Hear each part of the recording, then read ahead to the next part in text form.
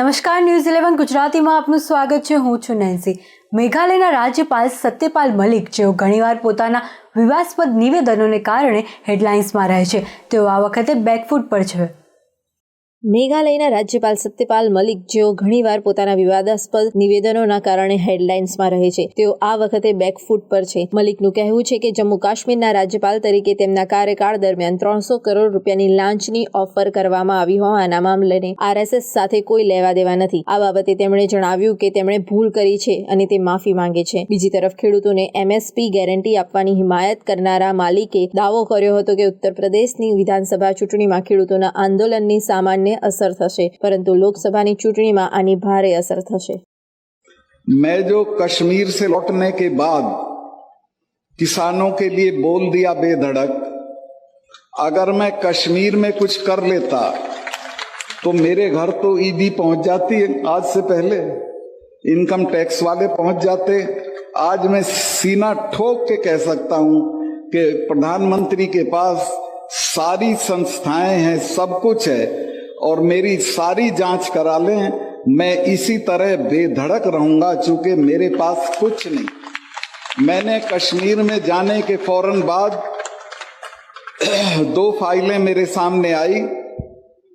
एक में तो अंबानी इन्वॉल्व थे और एक में संघ के एक बड़े अफसर हैं वो थे. एक पुराने महबूबा की मिनिस्ट्री के मिनिस्टर थे और जो अपने को प्रधानमंत्री जी के बहुत नजदीक बताते थे.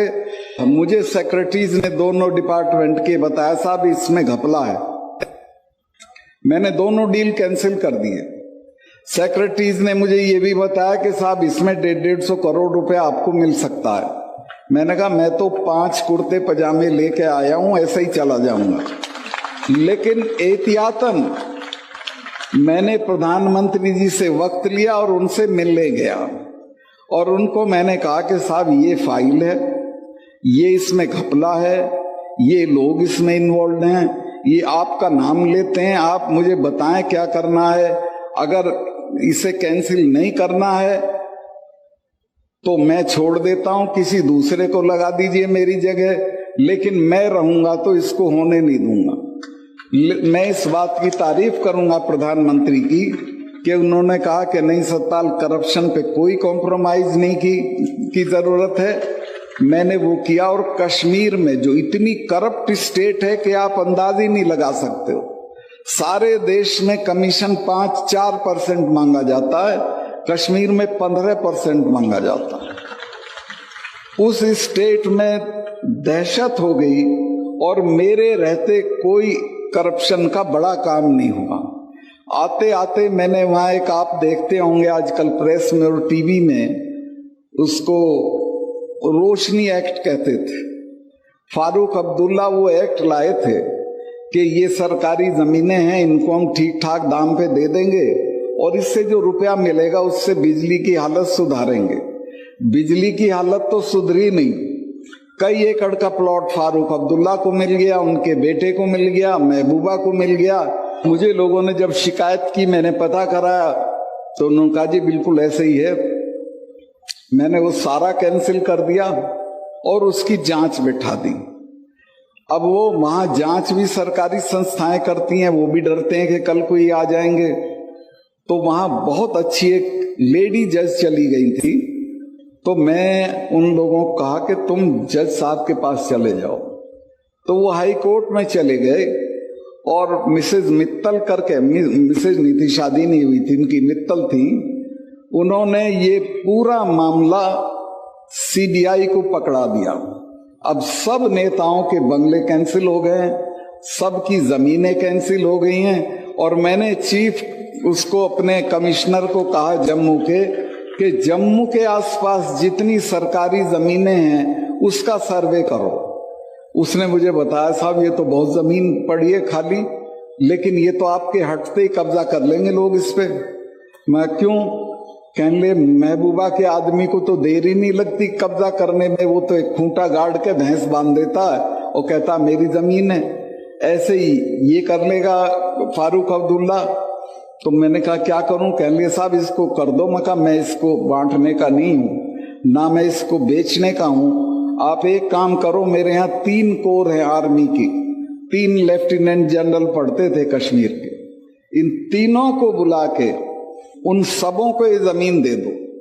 मैंने वो सारी जमीन फौज को बंटवा दी, बची हुई पुलिस के क्वार्टर बनवाने के लिए दे दी। आज 1 इंच जमीन ऐसी नहीं है जिसपे कोई कब्जा कर ले या उसे खा जाए। ये करीब करीब सब जगह हालत है देश की।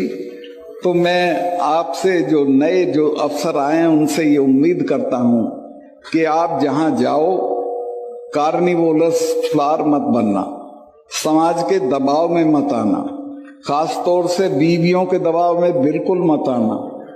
वही खराब करती हैं, बुरा मत माने। वो पड़ोसन की सारी चीज दिखाएंगी। देखो इसके ये है, आजकल एक टीवी में ऐड आ रहा है, वो एक अफसर है, वो जा रहा है अपनी बीवी के साथ अपने मातहत के यहाँ, तो कहता मेरा जूनियर है। तो जाते ही कहती जूनियर है, घर तो देख कितना बढ़िया कर रखा है, मिसेस शर्मा की साड़ी तो देख कैसी है। तो ये दबाव आएंगे आप पे, ये दूर नहीं है। और आपको भी अच्छा लगेगा कि आप थोड़ा पैसा कमा ले, बढ़िया गाड़ी लें, बंगला बना दें। मैं ऐसे ऐसे लोगों को जानता हूं जयपुर में कि जिनके गांव में फूस का घर नहीं था और उन्होंने क्या क्या बंगले बना रखे हैं, वो आपके समाज में भी आके इनाम बांट जाते हैं। T20 વર્લ્ડ કપની પ્રથમ મેચમાં ટીમ ઇન્ડિયાને પાકિસ્તાનની સામે હાર મળી છે। આ હાર પછી ભારતીય ટીમ માટે પ્રથમ સારા સમાચાર છે। Team India allrounder Hardik Pandya હવે સંપૂર્ણ રીતે ફિટ થઈ ચૂક્યા છે।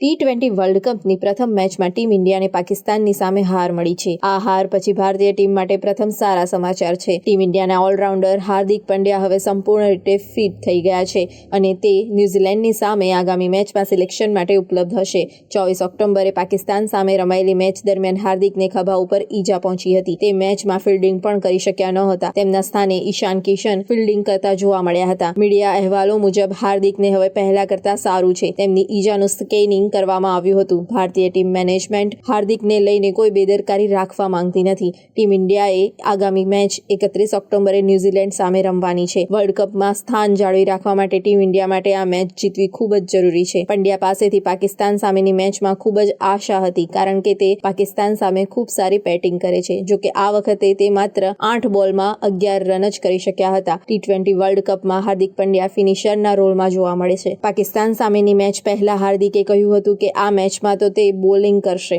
જો કે આગામી મેચમાં તે બોલિંગ કરતા જોવા મળી શકે છે। તહેવારોનો માહોલ જામી રહ્યો છે। કોરોનાને પાછળ ધકેલીને હવે ઘરો અને બજારોમાં રોનક પરત ફરી છે। નવરાત્રી અને દશેરામાં ગ્રાહકોની વધતી ભીડથી વેપારીઓ પણ જોશમાં આવી ગયા છે।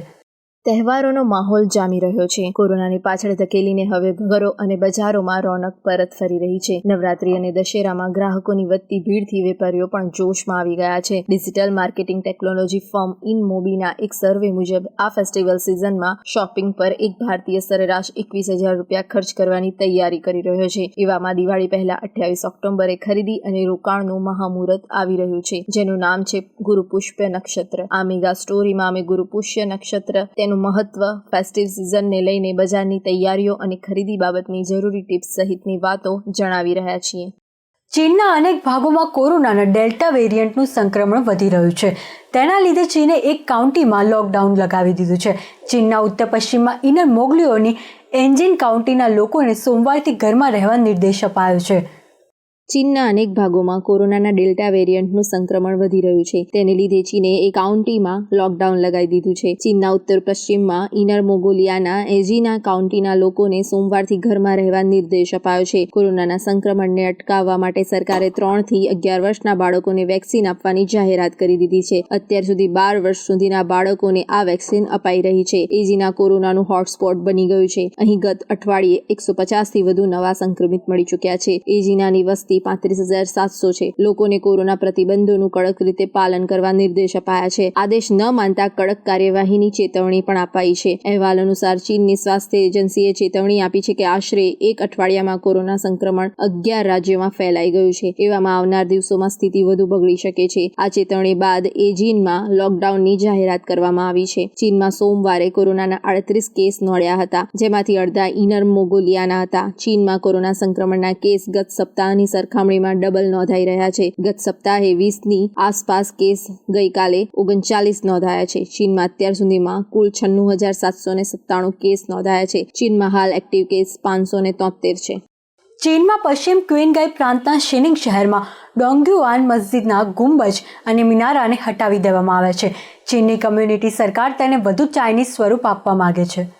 ચીનમાં પશ્ચિમ ક્વિનગાઈ પ્રાંતના શિનિંગ શહેરમાં ડોંગુગુઆન મસ્જિદના ગુંબજ અને મિનારાને હટાવી દેવામાં આવ્યા છે. ચીનની કોમ્યુનિસ્ટ સરકાર તેને વધુ ચાઇનીઝ સ્વરૂપ આપવા માંગે છે. ચીનની સરકારે કહ્યું કે આ બધું એટલા માટે કરાયું છે જેથી મસ્જિદ પર મધ્ય પૂર્વ એશિયાની કથિત ઇસ્લામીકરણ ન દેખાય, તે વધુ ચાઇનીઝ લાગે. 1990ના દાયકાથી પરિવર્તન અને જિનપિંગના કાળમાં વધ્યું. ચીને તેના દેશની મસ્જિદો પરથી ઇસ્લામિક વાસ્તુકાળના પ્રતીક એવા ગુંબજ અને મિનારાને 1990ના દાયકાથી હટાવવાની શરૂઆત કરી દીધી હતી. શરૂમાં મસ્જિદો પાસેથી વસ્તીને હટાવાઈ અને પછી ત્યાંના વાસ્તુશિલ્પ બદલવાનું શરૂ કરવામાં આવ્યું હતું. વર્તમાન રાષ્ટ્રપતિ શી જિનપિંગના દોરમાં આ કાર્યવાહી આગળ વધી છે. જિનપિંગે આ અભિયાનને સાંસ્કૃતિક એકીકરણનું નામ આપ્યું છે. તે હેઠળ અન્ય ધર્મો અને સંસ્કૃતિવાળા સમુદાયોના પ્રતીકોને હટાવવાની શરૂઆત કરવામાં આવી છે. ચીનને તેના પશ્ચિમી ક્ષેત્રમાં મુસ્લિમો ખાસ કરીને ઉઈગરોના વિરોધનો સામનો કરવો પડ્યો છે. ચીને ધાર્મિક પ્રતિબંધોને વધુ કડક કરી દીધા છે, જેમાંથી બેઇઝિંગમાં બિરાજેલ સરકારની કોઈ પડકાર ન ફેંકી શકે. ગત 2 વર્ષમાં ચીને અનેક મુસ્લિમ ધાર્મિક સંસ્થાનોની તાળાબંધી કરી ઇમામોની ધરપકડ કરી હતી. તિબેટ સાથે ઇનર મંગોલિયા ક્ષેત્રની સ્કૂલોમાં ફક્ત ચીનની મંદારિન ભાષા જ ભણવાય છે. ચીનના શિનિંગ શહેરમાં છેલ્લા 1300 વર્ષથી હુઈ મુસ્લિમો રહે છે. તેમની વસ્તી લગભગ 1 કરોડ છે. ચીને સોવિયત મોડલ અપનાવી તેના દેશમાં રહેતા ધાર્મિક અને ભાષાકીય લઘુમતીઓને 54 વર્ગોમાં વહેંચ્યા છે. તેમને ઓછામાં ઓછી ધાર્મિક આઝાદી છે. ચીને 7 દાયકાથી વધુ સમય બાદ પહેલીવાર તેના સરહદી કાયદામાં ફેરફાર કર્યો છે. ભારત સહિત 14 દેશોમાં સાથેથી ભૌગોલિક સરહદે ચીન પેટ્રોલિંગની વધારી કે આ સરહદે આવેલા વેપાર નાકાને એકતરફી રીતે બંધ કરી શકશે. ચીનની નેશનલ કોંગ્રેસ તરફથી પસાર કરાયેલો આ કાયદો 1 જાન્યુઆરી 2022થી લાગુ થશે. ડ્રેગનની આ ચાલ એવા સમયે સામે આવી છે જ્યારે ભારત અને ચીન વચ્ચે સરહદી વિવાદ અંગે સૈન્ય અને અસૈન્ય સ્તરે મંત્રણા ચાલી રહી છે. ભારતનો ચીન સાથે લદ્દાખ અને ઉત્તરાખંડ, સિક્કિમ અને અરુણાચલ પ્રદેશમાં સરહદી વિવાદ ચાલી રહ્યો છે. લદ્દાખમાં ભારત અને ચીન વચ્ચે વિવાદનું એક મોટું કારણ અમુક ક્ષેત્રોમાં સૈન્ય પેટ્રોલિંગ પણ છે. તાજેતરમાં વિદેશ સચિવ હર્ષવર્ધન શ્રુંગલાએ કહ્યું હતું કે ચીને શાંતિ સ્થાપના માટે તેની તરફથી પહેલ કરવી પડશે. ચીનનો દાવો છે કે તેણે પોતાના 14માંથી 12 પાડોશીઓ સાથે સરહદી વિવાદનો ઉકેલ લાવી દીધો છે. ભારત અને ભૂતાન સાથે પણ વિવાદ ઉકેલાયો નથી. ભારત અને ચીન વચ્ચે LAC 3488 કિમી લાંબી છે. સુરેન્દ્રનગર જિલ્લામાં પેટ્રોલ ડીઝલ સાથે શાકભાજીના ભાવો વધતા લોકો મુશ્કેલીનો સામનો કરી રહ્યા છે. ત્યારે છેલ્લા 20 દિવસમાં ગેસના ભાવમાં પણ ₹6.70 વધારો ઝીંકાતા જિલ્લામાં લોકોને દરરોજ અંદાજે ₹2.5 લાખનો બોજો આવી પડ્યો છે. સુરેન્દ્રનગર જિલ્લામાં પેટ્રોલ અને ડીઝલ સાથે શાકભાજીના ભાવ વધતા લોકો મુશ્કેલીનો સામનો કરી રહ્યા છે. ત્યારે છેલ્લા 20 દિવસમાં ગેસના ભાવમાં પણ ₹6.70 વધારો ઝીંકાતા જિલ્લામાં લોકોને દરરોજ અંદાજે ₹2.5 લાખનો બોજો આવી પડ્યો છે. CNG ગેસના ભાવમાં ધીરે ધીરે ભાવોએ પગપેસારો કરતા 1 કિલોએ ₹61 પાર થઈ ગયો છે. જિલ્લામાં અંદાજે 7,000 જેટલી રિક્ષા તેમજ 22,000થી વધુ કાર ચાલકને પણ મોટો ફટકો પડ્યો છે. જિલ્લામાં અંદાજે 14 જેટલી CNG પંપ છે. આ પંપો પરથી અંદાજે દરરોજના 37,300 કિલો ગેસનો વપરાશ થતો હોવાનું બહાર આવ્યું છે. ત્યારે 20 દિવસ પહેલા 1 કિલોએ ₹54.70 ભાવ હતો, જે વધીને હાલ 1 કિલોએ ₹61.40 પર પહોંચી ગયો છે. આમ 1 કિલોએ ₹6.70 વધારો ધ્યાને આવ્યો છે. પરિણામે દરરોજ 37,300 કિલોના વપરાશ સાથે લોકો અંદાજે 22,90,220નો ગેસ વાપરી રહ્યા છે. પરિણામે દરરોજ ₹6.70 વધારા સાથે જિલ્લાના લોકોને દરરોજનું 2.50 લાખનું ભારણ વધી ગયું છે. જ્યારે જિલ્લામાં હાલમાં પણ વર્ષોથી એકના એક ભાડામાં ચાલતા રિક્ષા સહિતના ચાલકોને પણ એ જ ભાડામાં પોતાનો વ્યવસાય કરવાનો વારો આવ્યો છે, જેની સાથે ગેસના ભાવ વધતા મુશ્કેલી સર્જાઈ છે. CNG વાહનનો લોકો વધુ ઉપયોગ કરતા થઈ ગયા છે. ભાવ વધારાના કારણે લોકોનું બજેટ ખોરવાયું છે. જામનગરના હિન્દુ યુવકે કંટ્રોલ રૂમમાં ફોન કરી કહ્યું, એક મહિલા ઘાતક હથિયારો સાથે STમાં આવે છે. દ્વારકાથી વાયા પોરબંદરની બસમાં એક મહિલા પાસે ખતરનાક હથિયારો છે. જામનગર શહેરમાં પોલીસ કંટ્રોલ રૂમમાં રવિવારે બપોરે એક વ્યક્તિએ જુદા જુદા 2 મોબાઈલમાંથી ફોન કરી જણાવ્યું હતું કે દ્વારકાથી વાયા પોરબંદરવાળી બસમાં એક મહિલા પાસે ખતરનાક હથિયારો છે. જે માહિતી મળતા જ પોલીસ કંટ્રોલ રૂમે LCB, SOG, પંચબી સહિતની પોલીસને જાણ કરતા પોલીસ ટુકડીઓ લાલપુર બાયપાસથી અન્ય જગ્યાઓ પર ચેકિંગમાં જોતરાઈ ગઈ હતી. પરંતુ STના ચેકિંગ અને જે સ્ત્રીનું વર્ણન કરવામાં આવ્યું હતું તેની શોધખોળ કરતા કોઈ મળ્યું આવ્યું ન હતું. પોલીસ દરમિયાન કંટ્રોલ રૂમમાં જે નંબર પરથી ફોન આવ્યો હતો તેની ચકાસણી કરતા મોટા થાવરિયા ગામના મિલન ભાણજીભાઈ મકવાણા નામના શખ્સનું નામ ખુલ્યું હતું. પોલીસે મિલનને બોલાવીને પૂછપરછ કરતા તેમણે ફેબ્રિકેશનનું કામ કરતો હોવાનું અને 12 દિવસ પહેલા એક અજાણ્યા નંબર પરથી કોલ આવ્યો હતો કે હું અકબર બોલું છું, તો મારી બાતમી પોલીસમાં આપી છે. આવી કોઈ બાતમી તેણે ન આપી હતી. રવિવારે મિલન લાલપુર ચોકડી પાસે હતો ત્યારે અકબર નામના શખ્સે તેના ફોનમાંથી પોલીસને ખોટી માહિતી આપી હતી, જેના આધારે પોલીસે આ શખ્સ સામે ગુનો નોંધી તેની શોધખોળ હાથ ધરી છે. ડાકોરમાં બેસતા વર્ષના અન્નકૂટના કાર્યક્રમ માટે મંદિર પ્રશાસને સ્થાનિક તંત્રને પત્ર લખ્યો છે. અન્નકૂટ લૂંટવા માટે આસપાસના 80 ગામના લોકોને કાયદેસર પત્ર લખી આમંત્રણ પાઠવવામાં આવતું હોય છે. યાત્રાધામ ડાકોરમાં નવા વર્ષે અન્નકૂટ ભરાતો હોય છે. મંદિર પ્રશાસન દ્વારા ઠાકોરજી સન્મુખ 151 મણ અન્નકૂટ ધરાવવામાં આવતો હોય છે. જે અન્નકૂટ લૂંટવા માટે આસપાસના 80 ગામના લોકોને કાયદેસર પત્ર લખી આમંત્રણ પાઠવવામાં આવતું હોય છે. જોકે કોરોના કાળમાં સરકારી ગાઈડલાઈન જળવાઈ રહે તે માટે મંદિર પ્રશાસન દ્વારા સ્થાનિક તંત્રને પત્ર લખી મંજૂરી માંગવામાં આવી હતી. આ યાત્રાધામ ડાકોરમાં દર વર્ષે શ્રદ્ધાપૂર્વક અન્નકૂટનો કાર્યક્રમ ઉજવાય છે. મંદિર પ્રશાસન દ્વારા રણછોડજી સન્મુખ 151 મણ એટલે કે 3000 કિલો અન્નકૂટ ધરાવવામાં આવે છે. જેમાં ભાત, બુંદી, ઘી, પકવાન, ફળફળાદી, પાનના બીડા, લાડુ અને ધજા મૂકવામાં આવે છે. 3000 કિલો અન્નકૂટનો પહાડ બનાવવામાં આવે છે, જેના પર ધ્વજા મૂકવામાં આવે છે. રાજા રણછોડને અન્નકૂટ ધરાવ્યા બાદ દરવાજા ખુલતા જ આસપાસના 80 ગામમાંથી આવેલા શ્રદ્ધાળુઓ અન્નકૂટની લૂંટ કરતા હોય છે. જોકે ગત વર્ષે કોરોના કાળ હોય તો બંધ બારણે અન્નકૂટ ભરાયો હતો. મંદિર પ્રશાસન તરફથી જાણવા મળ્યા મુજબ હવે જ્યારે સ્થિતિ સામાન્ય બની ગઈ છે ત્યારે કોરોના ગાઈડલાઈનને અનુસરતા અન્નકૂટ માટે પ્રશાસનની મંજૂરી માંગી છે. જો મંજૂરી મળશે તો આ ઐતિહાસિક પ્રથા ફરીથી શરૂ કરવામાં આવશે. CVC કેપિટલે અદાણીને પાછળ રાખી અમદાવાદ ટીમની બીટ જીતી છે. લખનઉ ટીમની ફ્રેન્ચાઇઝી RPSG ગ્રુપને મળી હતી.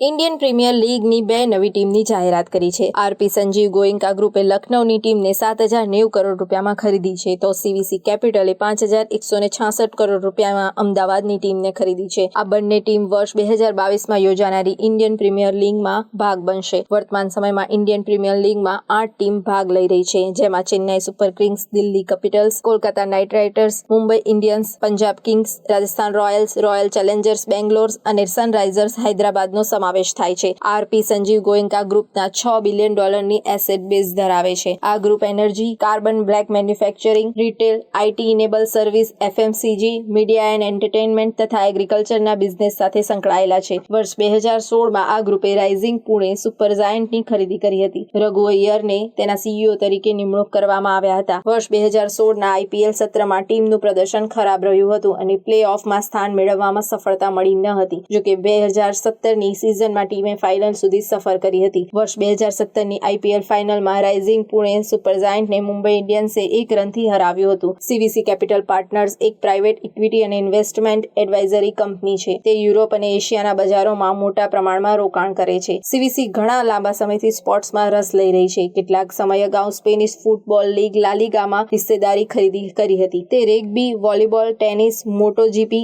અને ફોર્મ્યુલા 1માં પણ સામેલ રહી છે. આ ટીમ સામેલ થયા બાદ આગામીની સિઝનમાં IPLમાં ટીમની સંખ્યા વધીને 10 થઈ જશે. IPLમાં મેચની સંખ્યા પણ 60 થી વધુ 74 થઈ જશે. ખેલાડીઓની દ્રષ્ટિએ વાત કરીએ તો ટીમ વધવાથી ઓછામાં ઓછા 45 થી 50 જેવા નવા ખેલાડીઓને IPLમાં રમવાની તક મળશે, જેમાં 30 થી 35 યંગ ઇન્ડિયન પ્લેયર્સ હશે.